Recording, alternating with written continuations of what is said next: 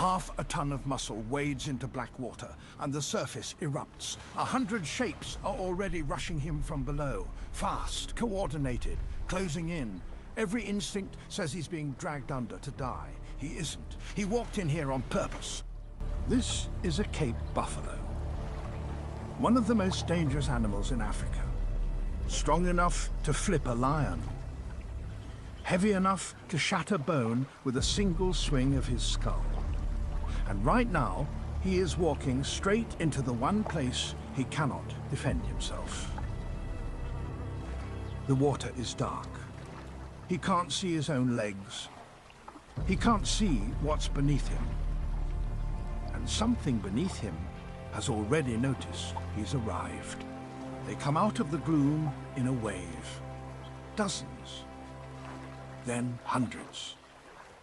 Streaming toward the giant standing motionless in the shallows. They reach him, and they begin to feed. But not on him. On the enemy he carries with him everywhere he goes. Look closer at his hide, and you'll see them. Clusters of ticks, swollen fat with blood, buried around his eyes, inside his ears, in the soft skin between his legs. A single buffalo can carry hundreds of them at once. He cannot reach a single one. He has no hands, no claws to turn on himself. The places that torment him the most are the places he can never touch. So he found something that can. The fish strip the parasites away one by one, plucking ticks and dead skin straight off his body. The buffalo gets clean, the fish get a meal. Neither of them planned this, neither owes the other anything. But every day, at waterholes across the continent, this same bargain plays out. A truce between a giant and the smallest mouths in the river. Scientists have a name for it: mutualism. Two species that should have nothing to do with each other, keeping each other alive. And for the buffalo, this is far more than comfort. Those ticks carry disease. Left alone, they drain him, weaken him, open the door to infections that can kill an animal this size. The fish aren't a luxury, they're medicine. But there is a price for standing still in deep water. While he's submerged, eyes half closed, surrendered to the cleaning, he is blind to everything around him. And he is not the only thing these waterholes attract. A shape moves in the murk behind him. Long, silent, patient. Crocodiles hunt exactly here. They wait for the one moment a big animal drops its guard. And there is no moment more defenseless than this one. The cleaning that keeps him alive is also the thing that could end him. And he knows it. Watch his ears. They never stop turning, even as the rest of him goes still. One wrong ripple, and his truce with the fish won't matter at all. The shape drifts closer, closer, and then it turns. A catfish, big, harmless, chasing the same scraps of skin the smaller fish leave behind. Not today. The buffalo exhales. The danger slides back into the dark, and still he stays, because the job isn't finished. There are places on his body the fish haven't reached yet, and a lifetime in this savanna has taught him the same lesson every time. The risk is worth it.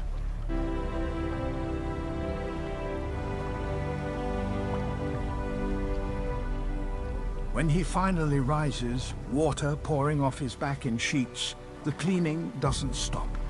It just changes shift.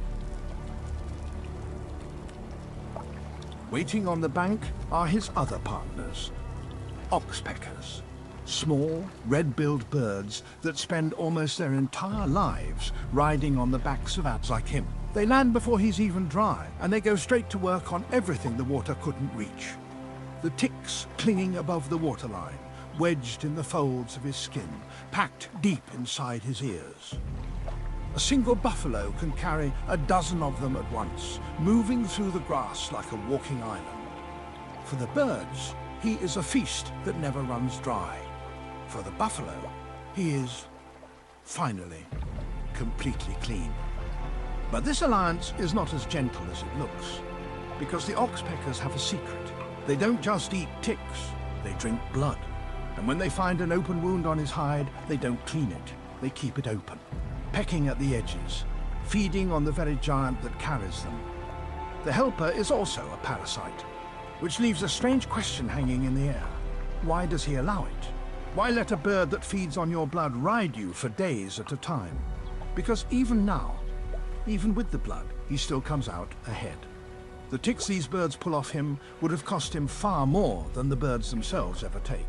It isn't friendship, it's arithmetic. And out here, arithmetic is the only law that mattered. By the time the sun drops, the giant is whole again. The ticks are gone. The disease they carried, gone with them. He turns back toward the herd, carrying a handful of birds and nothing else, lighter than he's been in weeks. He never fought for it. He never won it in a battle. He survived the way the strongest animals on the savannah actually survive. Not by crushing everything smaller than himself, but by knowing exactly who to let close. The fish, the birds, the enemies that turned out to be allies, and the allies that were never quite as loyal as they seemed. Tomorrow, the parasites come back, and he'll wade into the black water all over again, and the surface will erupt just like it did today. Because out here, being clean isn't a luxury, it's how you stay alive. If you made it this far, pick your side and subscribe to Paws and Claws. Every week we drop you into the wild's most brutal and breathtaking showdowns, where strength alone is never the whole story. Hit subscribe. The next one's already on its way.